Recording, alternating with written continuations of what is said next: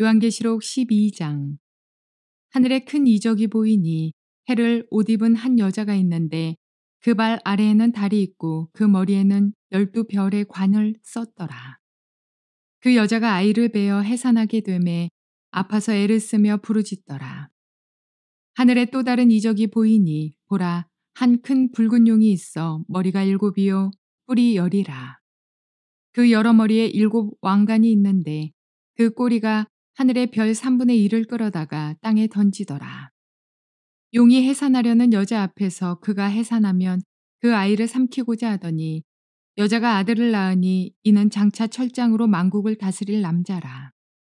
그 아이를 하나님 앞과 그 보좌 앞으로 올려가더라.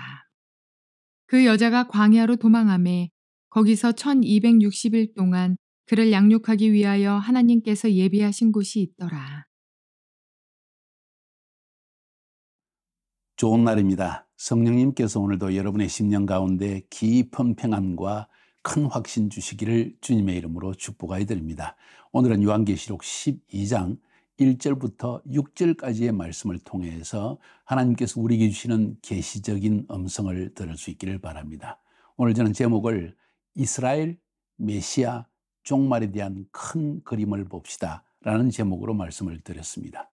지난 시간에도 말씀드렸지만 11장 15절부터 시작해서 7번째 천사가 7째 나팔을 불었고 이제 15장으로 넘어가서 드디어 7재앙, 대접의 재앙이 쏟아집니다. 그 중간에 12장, 13장, 14장은 이 전체 마지막 때 7년 환란 때를 중심으로 일어나는 일들을 우리에게 설명해 주고 있습니다.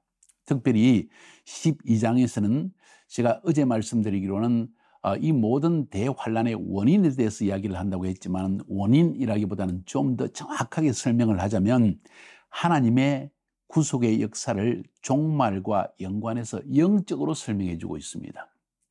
그래서 제목을 이스라엘 메시아 종말에 대한 큰 그림을 봅시다 라고 제목을 삼은 것입니다.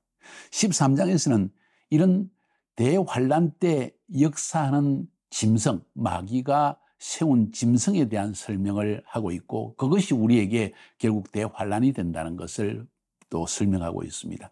14장에서는 대환란 때 일어나는 일들을 전반적으로 설명하면서 주로 심판과 그리고 종말적인 추수와 연관해가지고 이 말씀을 우리에게 보여주고 있습니다. 그러니까 지금 7 대접의 재앙, 마지막 후 3년 반의 대환란에 들어가기 전에 그 당시에 일어나는 일들, 7년 환란과 그 7년 환란 가운데서도 전 3년 반의 환란과 후 3년 만의 대환란 시기에 일어날 일들 전반적인 설명을 우리에게 해주고 있다는 것이 저의 설명입니다. 그래서 이런 관점을 가지고 본문을 보면 굉장히 이해가 쉬워질 것입니다. 오늘은 1절부터 6절까지 말씀을 통해서 우리가 하나님이 보여주시는 이스라엘과 메시아와 마지막 종말과 연관한 큰 그림을 한번 봅시다.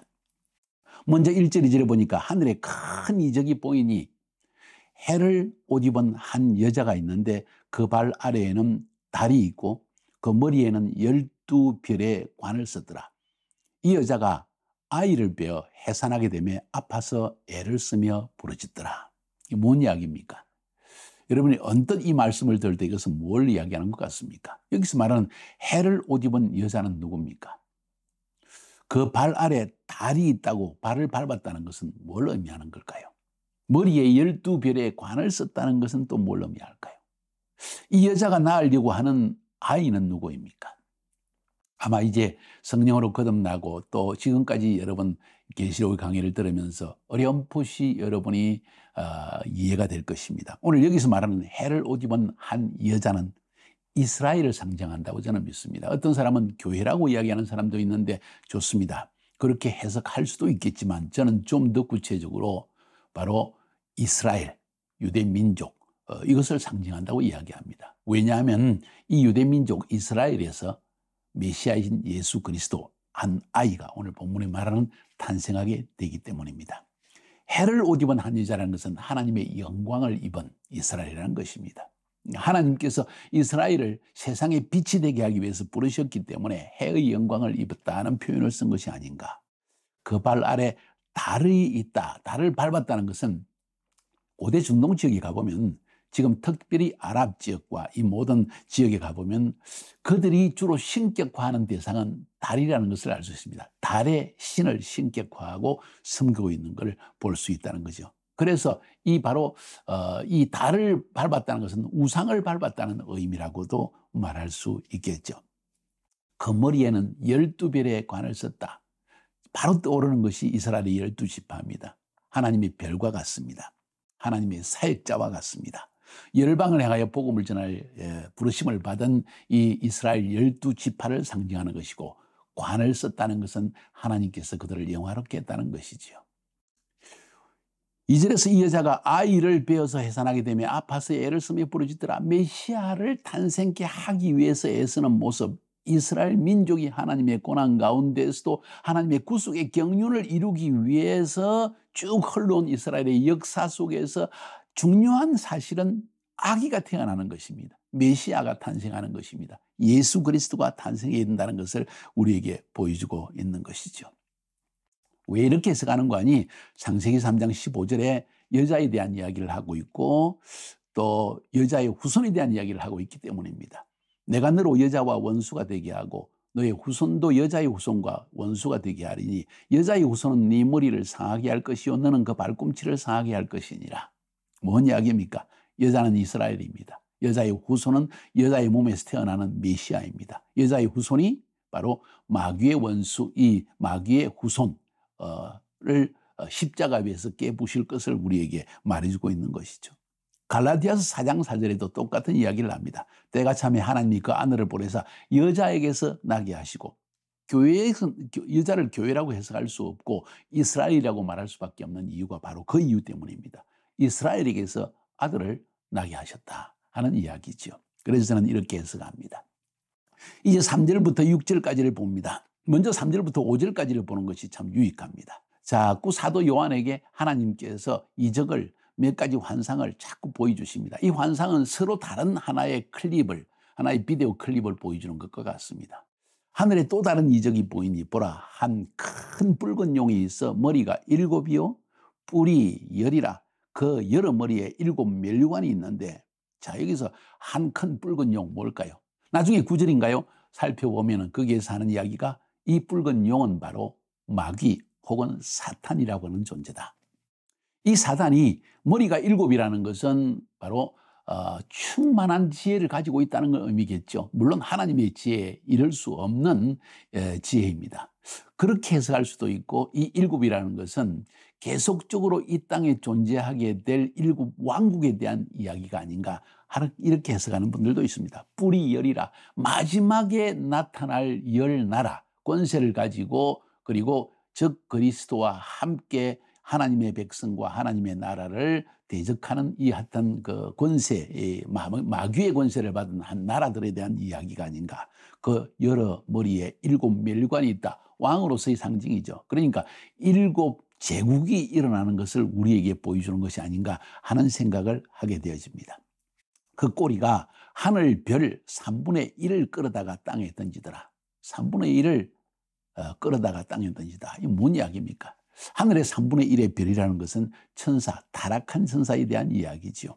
우리가 성경을 통해서 알고 있는 것처럼 이사야서 14장 12절부터 17절까지 읽어보면 마귀와 함께 하늘의 보좌에서 쫓겨난 타락한 천사들의 이야기가 나오는데, 바로 하늘의 별 3분의 1을 끌어내려서 마귀가 하나님의 역사를 대적하고 방해한다는 것을 우리가 이미 성경 연구를 통해서 알고 있습니다.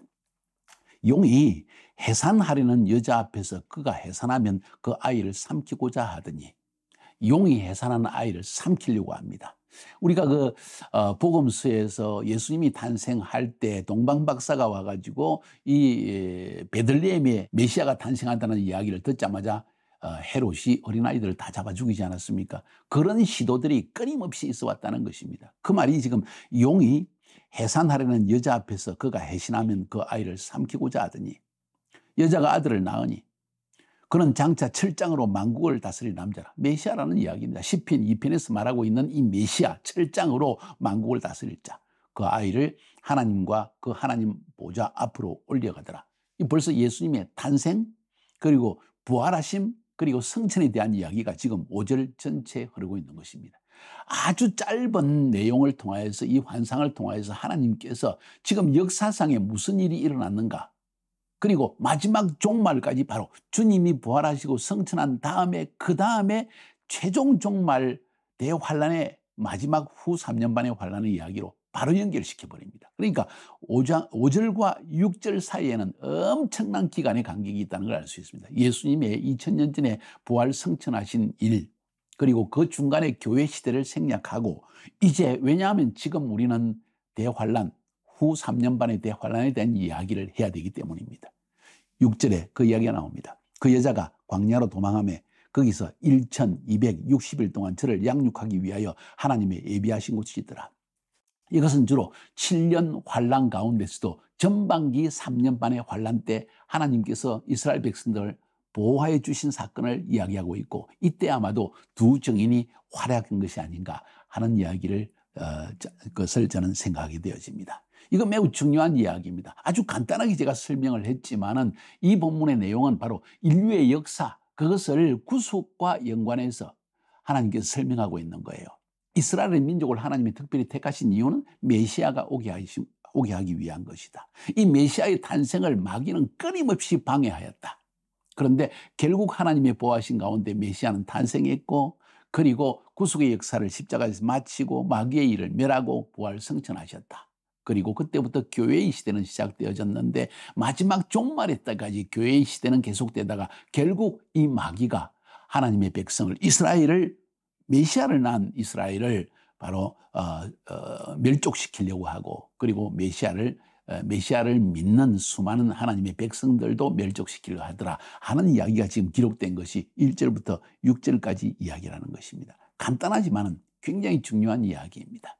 자, 여기서 잠깐 오늘 본문을 잠깐 멈추고 저는 다니엘서 9장 25절부터 27절까지를 여러분에게 한번 또 강해해 주면서 연관성을 가지려고 합니다. 왜냐하면 다니엘서 9장 25절부터 27절까지는 역시 하나의 큰 그림으로서 하나님의 시간별로 구속의 역사가 어떻게 이루어지는가 하는 것을 보여주는데, 이 다니엘은 우리가 잘 아는 대로 스룹바벨에 의해서 제2성전이 세워지죠. 바벨론 포로로 잡혀갔다가 하나님께서 스룹바벨, 에스라, 느헤미야 이런 사람을 불러들여가지고 이제 이 스룹바벨이 하나님의 성전을 탁 쌌습니다.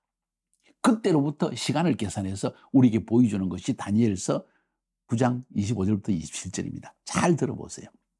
그러므로 너는 깨달아 알지니라. 예루살렘을 중건하라는 명이 날 때부터, 언제입니까? 느헤미야를 통해서 예루살렘 성을 정건하라. 그리고 스룹바벨이 와서 하나님의 성전을 건축합니다. 그때로부터 기름 부음을 받은 자, 곧 왕이 일어나기까지, 예수 그리스도께서 기름 부음 왕이 태어나는 그때를 의미하는 것입니다. 7일에와 61일가 지날 것이요 69일에 69 곱하기 7입니다. 이 기간이 지나간다는 것입니다. 그러니까 느헤미야의 예루살렘 성건축으로부터 69일에가 69 곱하기 7, 이 기간이 지나가고 나면 뭔가 새로운 시대가 열린다는 것을 말하고 있는 것이죠. 계속 읽습니다. 그 곤란한 동안에 성이 중건되어 광장과 거리가 세워질 것이요, 예루살렘이 중건되는 것을 의미하는 것입니다. 62일은 후에 기름 부음 받은 자가 끊어질 것이요. 뭔 이야기인지 아십니까? 예수님이 탄생했지만은 기름 부음 받은 예수 그리스도께서 십자가에 죽으시는 사건을 지금 메시아의 죽음을 의미하는 것입니다. 십자가에서의 대속의 죽음이 바로 62일의 후에 일어난다는 거예요. 이제 하나님께서 다니엘에게 보여주신 환상은 70일의 환상입니다. 70일에. 근데 69일에가 지나갔으니까 이제 한 일에 7년만 남았습니다. 그 7년의 이야기를 하나님은 잠깐 멈추고, 예수님이 죽으시고 부활 성천한 다음에 중간에 공백 기간을 두고 마지막 7년만 이야기를 하고 있습니다. 그 중간의 기간은 교회의 시대이기 때문에 잠깐 멈추고 있는 거예요. 파우즈하고 있는 것입니다. 중단했다는 것이죠. 잘 들으세요, 제 이야기를. 62일의 이후에 기름 부음 받은 자가 끊어져 없을 것이며 장차 한 왕이 와서 그 성읍과 성소를 무너뜨리느니와. 뭔 이야기입니까? AD 70년에 로마의 티투스 장군이 와서 예루살렘을 멸망시킨 사건을 의미하는 것입니다. 그의 마지막은 홍수에 휩쓸림 같을 것이며 또 끝까지 전쟁이 있으리니 황폐할 것이 작정되었으니라. 예루살렘 중심으로 끊임없는 역사 속에서 분쟁과 전쟁이 일어나는 이야기를 그 이후에 계속된다는 것을 지금 이야기하고 있습니다. 이제 27절은 마지막 7년 환란 때 이야기로 쑥 넘어갑니다.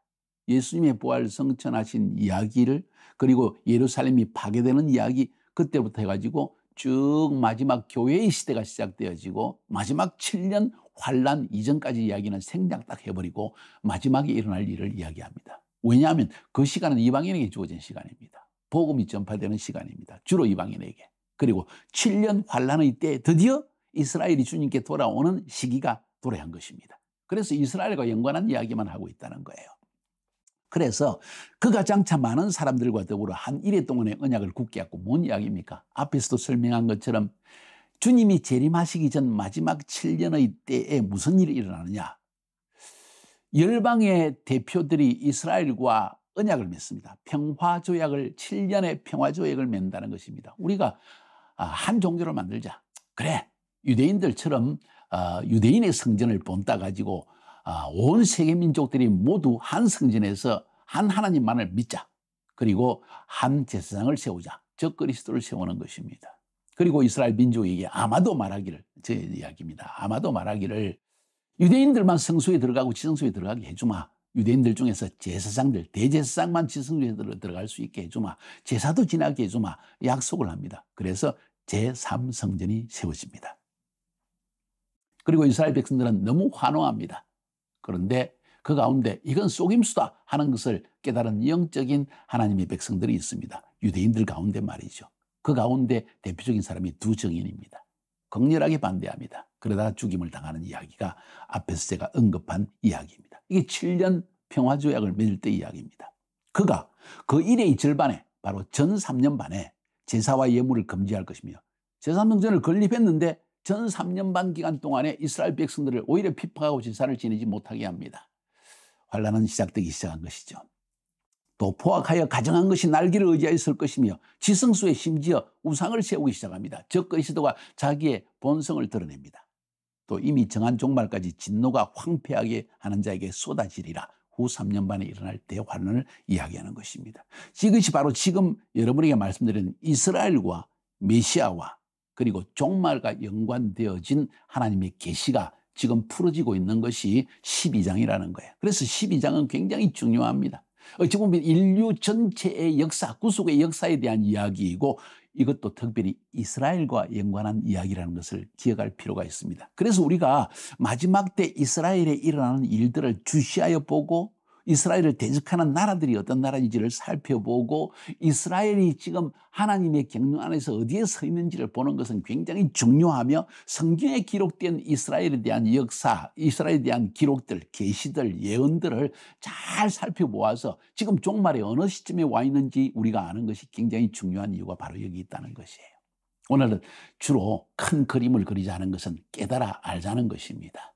종말의 시기에 무슨 일이 일어나는지를, 그리고 왜 이런 종말의 일들이 일어나는지, 이것이 이스라엘 민족과 메시아의 탄생과 사단과의 역사 가운데 어떤 연관성이 있어 종말에 이런 일들이 일어나는지를 지금 우리가 깨달아 알자는 것입니다. 오늘 1절부터 6절까지의 말씀을 통해서 확실한 깨달음을 얻고 서로 토론하면서 그림을 정확하게 그리고 다음 장으로 넘어갈 수 있기를 바랍니다. 승리하시기를 주님의 이름으로 축복합니다.